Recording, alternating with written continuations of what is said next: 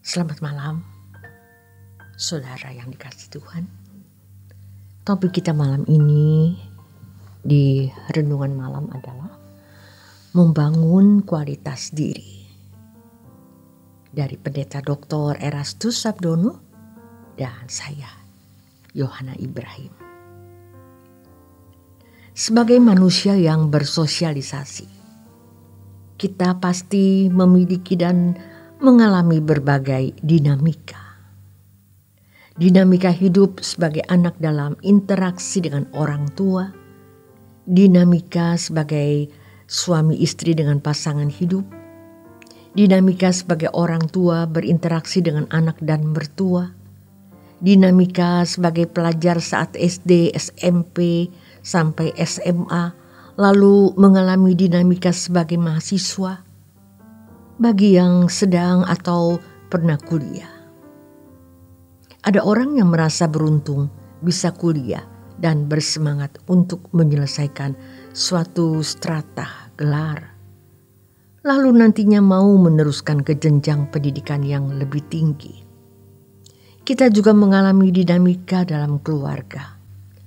Memang tidak sedikit keluarga yang berantakan, sehingga dinamika hidupnya menyisakan goresan pedih. Misalnya tidak menikmati dinamika yang indah sebagai anak.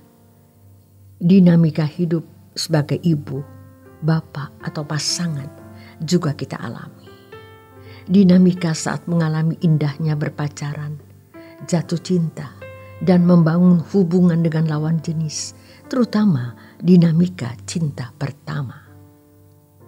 Kalau kita disuruh menyaksikan atau menulis pengalaman atau dinamika hidup sebagai anak-anak Allah, kira-kira apa yang kita saksikan? Apa yang kita kenal mengenai Allah? Apa yang kita rasakan tentang Dia? Dan apa yang kita kenali di dalam diri kita dalam berinteraksi dengan Allah? Kalau seseorang benar-benar berinteraksi dengan Allah, maka dia akan mengenal dirinya dari kacamata Allah, dari pandangan Allah, dari perspektif Allah. Kita pasti juga mengenal Allah dalam pengalaman, bukan sekadar dari buku bacaan atau ilmu pengetahuan. Kita harus bisa merasakan, karena Allah kita hidup. Ia berjanji menyertai kita sampai kesudahan zaman. Di dalam Alkitab, kita menemukan bermacam-macam tipe manusia yang sudah berinteraksi dengan Allah. Sehingga kita menemukan dinamika hidup dalam umat berinteraksi dengan Allah yang hidup. Inilah jalan berkat, jalan rahmat yang tidak ternilai. Karena melalui pengalaman-pengalaman tersebut, kita diberi bimbingan dan tuntunan bagaimana kita juga memiliki dinamika hidup dalam berinteraksi dengan Allah. Dinamika hidup dalam berinteraksi dengan Allah ini merupakan proses yang terus bertahap, maka berkualitas tinggi. Sama seperti anak yang masih umur di bawah 10 tahun, berinteraksi dengan orang tua, ada dinamikanya. Tapi ketika anak itu bertumbuh dewasa, menjadi anak baik, dengar-dengaran, bertanggung jawab, maka dinamika hidup dengan orang tuanya makin berkualitas. Orang tua bisa menikmati anak-anak, juga bisa menikmati orang tua. Tapi kalau anak tidak tumbuh dewasa, maka dinamika hidup dalam berinteraksi antara anak dan orang tua jadi tidak berkualitas. Berbagai dinamika dalam hidup ini disadari atau tidak disadari membangun keberadaan kita, keberadaan batin kita, bahkan juga keberadaan fisik. Karena batin tidak bisa dipisahkan dari fisik. Jadi keberadaan kita ini sangat dipengaruhi oleh dinamika hidup yang kita jalani. Misalnya kalau berteman dengan orang yang suka begadang, pasti kita memiliki tubuh tidak atau kurang baik.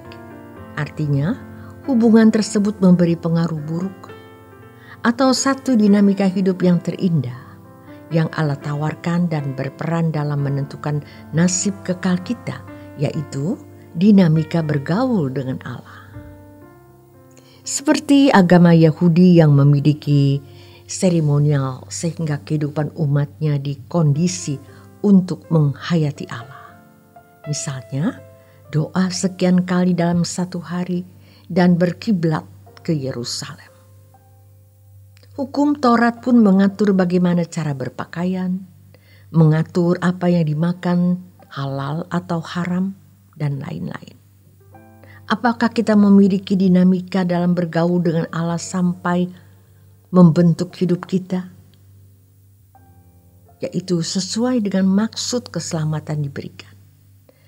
Sampai mengalami apa yang dikatakan dalam Yohanes 17. Supaya mereka semua menjadi satu, sama seperti Engkau ya Bapa, di dalam aku dan aku di dalam Engkau, agar mereka juga di dalam kita, supaya dunia percaya bahwa Engkaulah yang mengutus aku. Maka Yesus mengatakan di dalam Injil Yohanes 15, tinggallah di dalam aku dan aku di dalam kamu. Sama seperti ranting tidak dapat berbuah dari dirinya sendiri kalau ia tidak tinggal pada pokok anggur. Demikian juga kamu tidak berbuah jikalau kamu tidak tinggal dalam aku. Saudara, hidup kita bisa berbuah dengan membangun kualitas diri.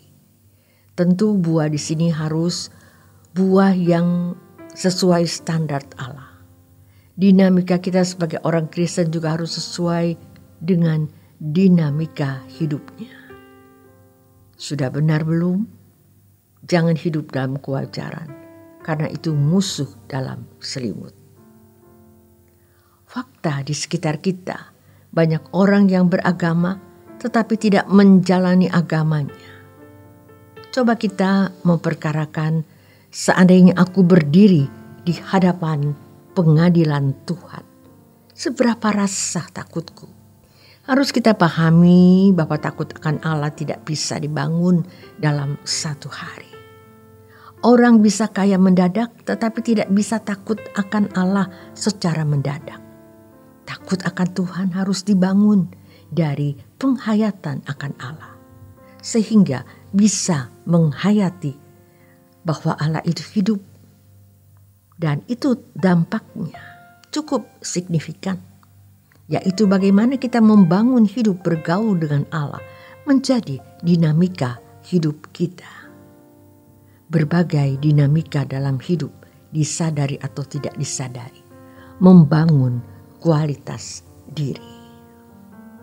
Malam semakin larut, Anda harus segera beristirahat. Selamat menikmati malam Anda. Tuhan Yesus memberkati.